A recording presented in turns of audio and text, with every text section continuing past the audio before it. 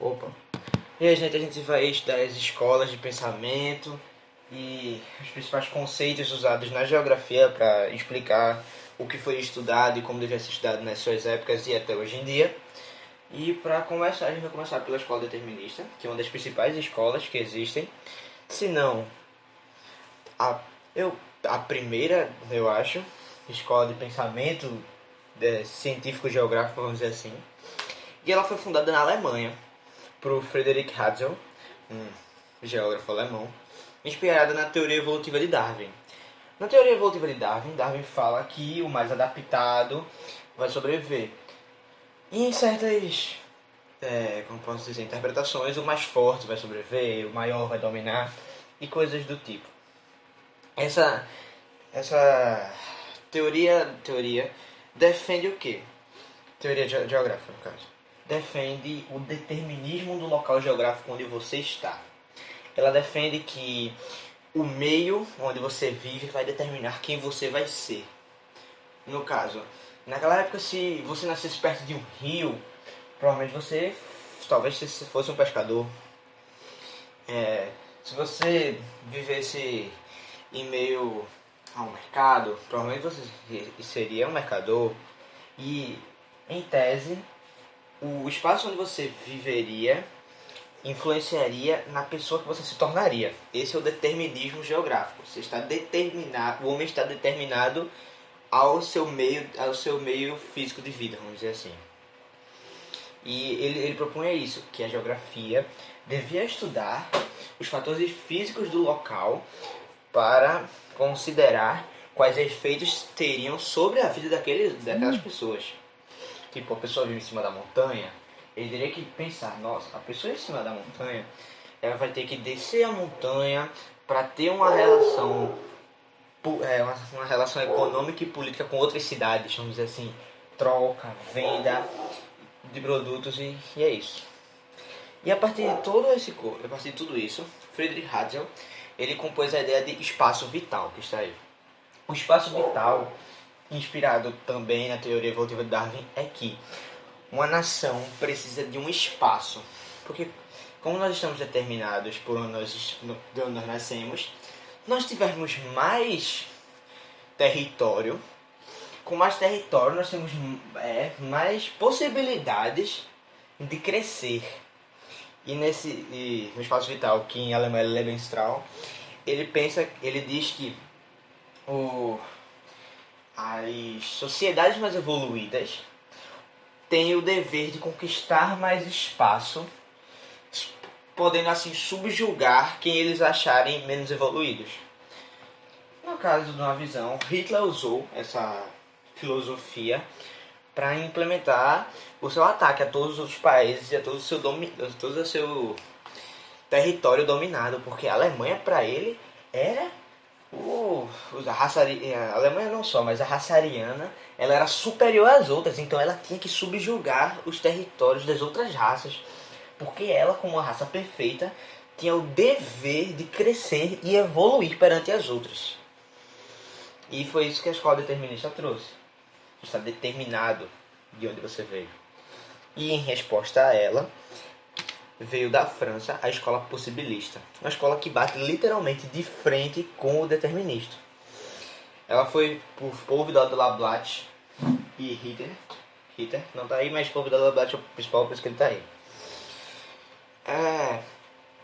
Ele fala que o meio não determina quem o homem vai ser, mas o meio ele é cheio de possibilidades a serem criadas pelo homem. Ou seja, o meio ele não vai ditar o que você vai ser. Ele pode ter uma influência, mas tudo cabe ao homem. Se ele vai se utilizar desse meio para transformar-se no que ele quer ser, ou se não. Entende? O mundo é feito de possibilidades. E aí, grifado em vermelho, está uma frase dele. A possibilidade de interação, reciprocidade do homem com o meio natural e que a sociedade tinha condições de dominar o meio modificando-o. Como assim modificando? Bom, uvas, por exemplo. Plantações de uvas normalmente são em climas frios e úmidos, mas com modificação, com umas estufas especificadas. Hoje em dia tem plantação de uva no meio do deserto. sabe? O homem, ele molda o meio ao que ele precisa. O homem se possibilita. É isso que ele defende. Essa é a ideia, sabe? E essa foi a segunda maior escola que bateu muito de frente com o determinismo. E até hoje ela existe fortemente. O determinismo decaiu, obviamente, porque ninguém é determinado.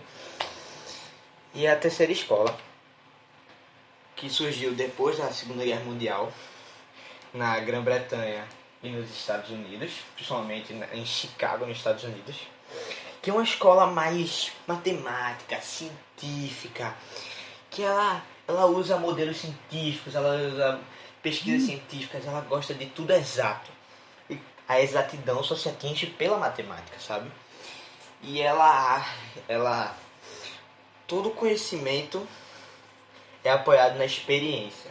Ou seja, você tem que calcular o que vai acontecer para experimentar, e por meio desses cálculos você vai explicar o que aconteceu e você vai ter as suas estatísticas explicando cada coisa que aconteceu, por que aconteceu, quando aconteceu e se aconteceu. Grandes problemas foram causados por isso, pelo controle estatal. Muitos estados, países utilizaram-se dessa grande corrente para ter um controle, para poder manipular os dados a partir dessas estatísticas. E, como posso dizer, essa escola ela teve muitos erros, porque essa escola ela se propunha a, como posso dizer, vamos dizer que ela está se propondo a prever um fato. Vamos pensar, vai ter uma cheia, sabe? E aí ele quer, um ano antes dessa cheia, ele vai pegar todos os dadozinhos que vão levar até essa cheia. Uma chuva que teve, um derramamento de água, poluição no rio. E aí teve a cheia. E ele travou aqui e pronto. Mas e durante a cheia? O que aconteceu nessa água? Para onde a água foi? Para onde a água escorreu, sabe? Normalmente essa escola, ela ia atrás do porquê, mas eu não olhava, ela fazia duas linhas de pensamento, mas entre essas duas linhas aconteciam coisas que as estatísticas que ela propunha não pegavam, porque ela não estava olhando essas coisas. E o que são essas coisas em si? Bom, essas coisas são problemas, como posso dizer, muitas vezes sociais, que que se tornou a nossa escola crítica. A escola crítica, ela é uma evolução da escola pragmática. Porém, a escola pragmática, porém, diferente da escola pragmática, ela não se utiliza de só matemática. A escola crítica, ela propôs uma quebra da neutralidade da geografia. Porque antes a geografia via tudo de longe, sabe? Ela via um fato e dizia, esse fato aconteceu por isso aqui. E a geografia crítica não. Ela para e ela olha assim, não. Esse fato pode ter acontecido por isso. Mas por que isso fez esse fato? Sabe? Ela se propunha a ir até, não sei...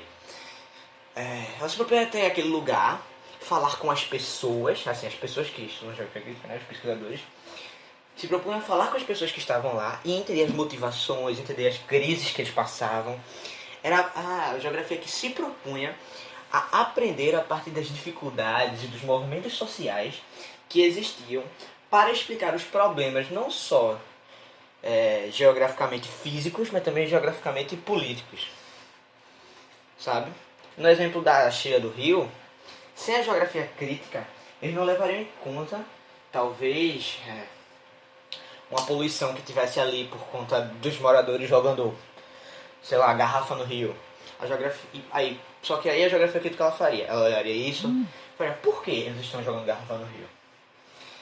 E aí, o que leva a pessoa a jogar garrafa no rio? Falta de educação? Falta de lixeira? Falta de pensamento, sabe? E a geografia crítica, por isso, ela sempre foi uma grande defensora da educação, dos direitos públicos, dos direitos civis. Ela sempre foi atrás de poder evoluir as pessoas para que elas ajudassem o seu mundo. A geografia crítica ela nasceu na Alemanha, na França, no Brasil. Eu botei I ali, não entendi, mas tudo bem. Ela ficou muito forte no Brasil por causa de Milton Santos. Foi o nosso grande geógrafo, hoje em dia falecido, que já participou até do governo de Jânio Quadros, e depois foi exilado do Brasil. E depois que ele foi exilado, ele se tornou gigantesco lá fora, uma das maiores mentes geográficas do mundo. E é isso. E pelo quantitativismo, ela utilizava-se das técnicas matemáticas, das técnicas estatísticas, e aí depois pegava a visão do povo, pegava todos os problemas, juntava isso e criava uma estatística a favor do povo, ou em conjunto, sabe-se? E, como posso dizer, eu não coloquei isso no slide, me desculpem. Não, pelo menos, não durante a aula. Quando acabar a aula eu vou colocar, se alguém quiser olhar depois. Mas essa geografia, ela se uniu muito com a teoria do materialismo de Karl Marx. Que o materialismo histórico, ele sempre teve em mente o poder dos bens, sabe? Que o bem, ele sempre tem esse poder sobre as pessoas, das pessoas ricas sobre as pessoas mais pobres. E a partir a partir do materialismo histórico, que vocês devem estudar em história ou filosofia ou sociologia, não sei, eles pegaram essa visão mais social, juntaram com as estatísticas e pensaram, nós podemos utilizar as estatísticas para um novo meio de estudo, um estudo mais crítico dos fatos que estão já acontecendo, sabe? E essa é a escola crítica. E esse aqui é um resumo básico da escola. Eu vou passar um link se vocês quiserem ler mais aprofundadinho. E além das escolas, tem os princípios. A escola vem com seus princípios. Seus grandes pensadores têm princípios. O princípio da extensão, de Haxel, lá na escola determinista. O princípio da extensão diz que é necessário realizar uma delimitação do fato a ser estudado de forma a localizar o mesmo na superfície terrestre, sendo esse princípio difundido o Brasil é um país que está localizado no continente americano, que por sua vez está situado próximo à linha do Equador. Logo, por meio do princípio da extensão, pode-se ter melhor noção do espaço de delimitação geográfica. E por que ele fez o princípio da extensão? Ele tinha que ter noção da extensão geográfica dos países, do que tinha nesses países, do que existia neles, para aplicar a sua teoria do espaço vital, sabe?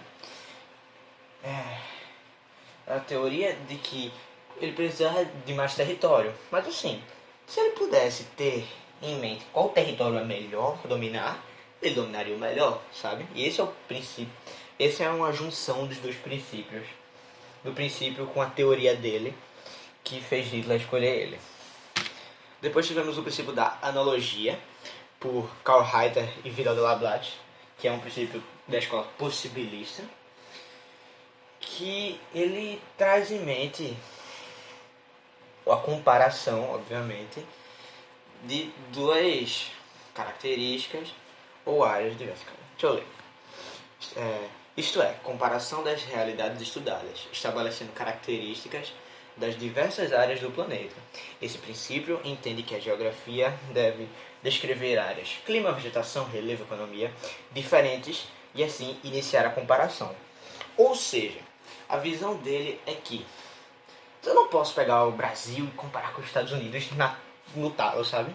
Você tem que levar em conta as diferenças geológicas, as diferenças econômicas, as diferenças de vegetação, sabe? A gente não planta as mesmas coisas que eles plantam. Nós não temos as mesmas ligações econômicas que eles têm. Nós não temos o mesmo relevo. Tudo isso influencia nos nossos atos que levam a uma melhora ou um problema econômico. É isso. Outro princípio, por causa da casualidade, por von Humboldt, que é um princípio que ele... um princípio básico, sempre existiu, que é que toda causa, todo acontecimento tem um efeito, sabe? Se eu te empurro, tu cai. E toda causa em um meio geográfico vai ter um efeito naquele meio geográfico. Mais uma vez, se eu jogar garrafas no rio, quando chover, o rio vai ter uma enchente. E isso vem da necessidade de explicar o porquê dos fatos. Literalmente de explicar o porquê o rio encheu, sabe? Esse é a causa. O princípio da conexidade de Bruns vamos ler. Isso é, um fenômeno geográfico nunca acontece isoladamente. ele sempre vai estar ligado, conectado com outras disciplinas do conhecimento humano. É a análise geográfica que parte da relação entre determinadas áreas e momentos históricos específicos. A conexidade é o quê? A geografia ela é um estudo geral, ela é um estudo que abrange tudo. Ou seja, para estudar uma pedra, a deteriorização, da pedra, vamos precisar de quê? Da química. E a química explica o porquê as coisas vão deteriorar, porque as coisas vão derreter, sabe? Porque elas vão quebrar. Para eu estudar os problemas que estão tendo naquela sociedade, ou para a sociologia, para entender os pensamentos das pessoas, para dizer como as pessoas reagem a certos pensamentos. Essa é a conexidade. A geografia ela está ligada às outras matérias, vamos dizer assim, juntando todas em certos aspectos, entende? Nenhum fato é isolado. Todos estão no mesmo sistema, coexistindo, sabe? E outro princípio, também escrito por Brunhes, é o princípio da atividade. Vamos lá. Isto é, estudo das constantes modificações do meio, ou seja, entende que a geografia deve analisar a realidade, levando em consideração a continuidade dos fatos, que a relação sociedade x natureza é contínua e ininterrupta. Observação. Que afirma ter fatos de um caráter dinâmico mutável, o que demanda o conhecimento passado, predição do futuro. Ou seja, o que é hoje não vai ser amanhã. Porque o mundo está em constante evolução, em constante mudança, em constante interligação. A sociedade sempre vai mudar tudo ao seu redor. Tudo como as pessoas, tudo como o relevo, tudo como todo o espaço geográfico ao redor vai sempre mudar através da influência da sociedade. Como está aí o exemplo, o clima sofre a ação dos elementos naturais. Sim, e o clima também sofre a ação de elementos humanos, vamos dizer assim, das fábricas que lançam poluição e ajudam no aquecimento global, por exemplo, sabe? Tudo sempre vai mudar. E a cada ano o aquecimento global vai continuar, porque a cada ano vai ter mais poluição. E se acabar a poluição? Bom, vai ter um decaimento no aquecimento global, talvez a camada de ozônio retorne, sabe? Tudo sempre vai estar mudando, e por isso você sempre vai ter que estudar. Sempre vai ter que estar atrás disso. Bom, gente, essa foi a primeira aula sobre os conceitos. Eu espero ter conseguido explicar tudo direitinho e bem. Qualquer dúvida pode mandar. Além disso, eu vou postar o próprio slide. Eu vou postar sites mais explicados, se alguém quiser ler. Postar atividades do Enem, vocês fazem. Quem tiver dúvida, pergunta. Manda pra mim, tudo certinho. E até a próxima aula.